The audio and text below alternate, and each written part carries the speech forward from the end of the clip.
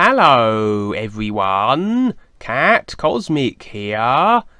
The qualities required for the real universes are sincerity, purity, gratitude, and humble appreciation for such an opportunity. Just as well as a cat, I have all these fine traits already. When I pass over, I'd like the word humble to be written in diamonds on my 50-foot statue made from solid gold. Today I have more words of Duane the Great Writer to share with you. Think I'll have my statue standing on the tail of the smaller and less magnificent statue of a dog. Imagine facing a monster on the real side, but unable to slay it. Whatever can this entail? We're all going through a process to recognise the is. That's the real focus, whether people understand it or believe it. Look now at the world and what it agrees to mainly. The world agrees most readily to deception.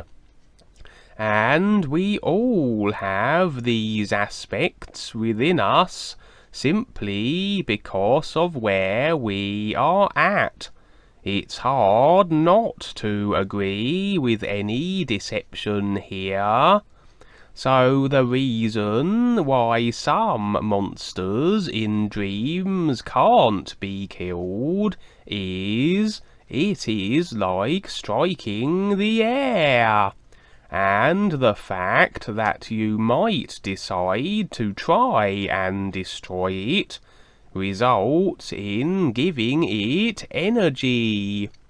When people demonstrate in the streets, they may think in their minds they are having an effect on the government or controllers, but it is not. The controllers are welcoming the protests, the demonstrations and destruction, because it feeds them. This idea is being fed. It doesn't matter who or what it is. Sometimes these monsters are tests to see how an individual might react, and the best way to react is like the sun, being indifferent. We're not here to destroy anything. People think the new presentation is attacking and criticizing, etc., but in fact it is simply creating comparison and a reference for people. It's not here to eliminate anything.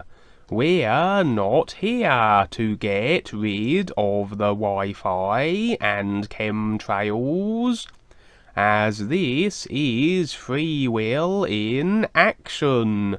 But we are here to present something that makes sense, and then each individual decides if that's what they want in their life.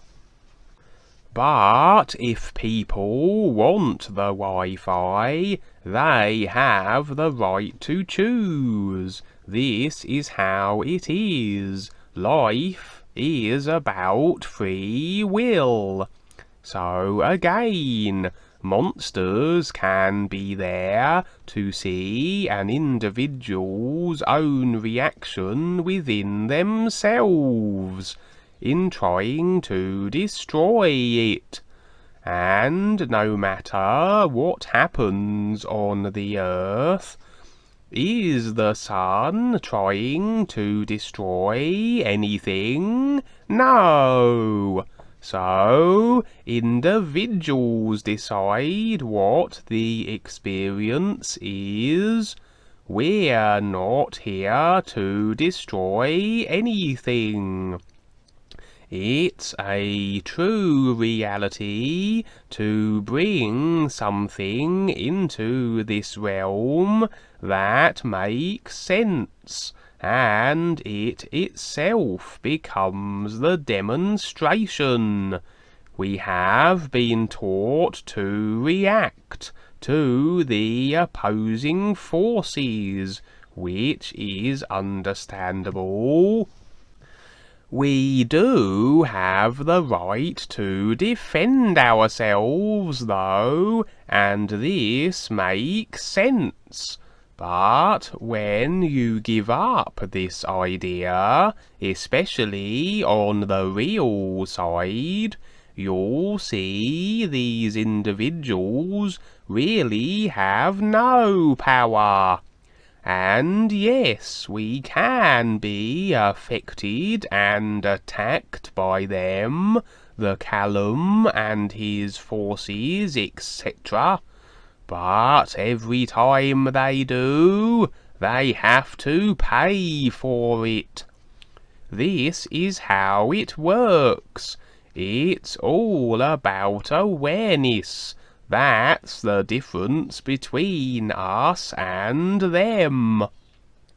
But each person decides, and how many people will see these as it really is, and demonstrate that, and stand real with it. Most of the time, people's personal lives are more important. People will get involved with protests and agendas that sound good, but they really lead nowhere. But if you become like the sun shining, nothing can touch you. And if you share this with others, nothing can touch them either. This is the universal community being created.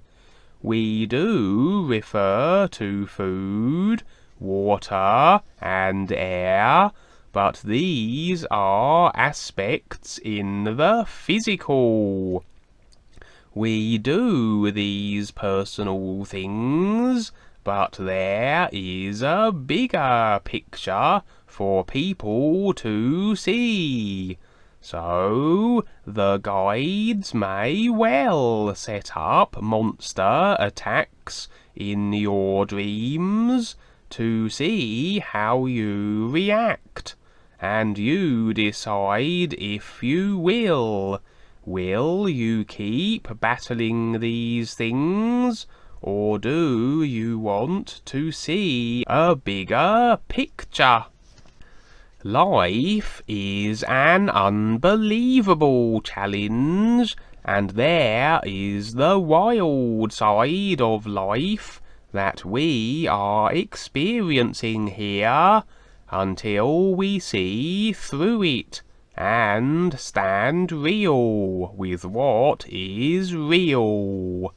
And so I shall endeavour to maintain indifference, even with the dog next door that keeps urinating up the studio walls and eating the newspapers, before they even get through the letterbox.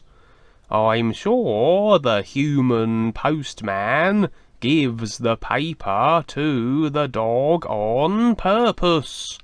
There's conspiracy and anti-cat prejudice afoot, I tells you. But I'll be indifferent. I even gave the postman a sausage sandwich, and scooped up the dog poop and put it in the bin.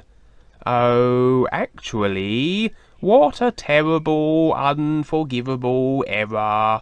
I put the sausage in the bin, and the postman's sandwich contains the dog's. Oh well, naturally you must give this here sincere cat the benefit of the doubt.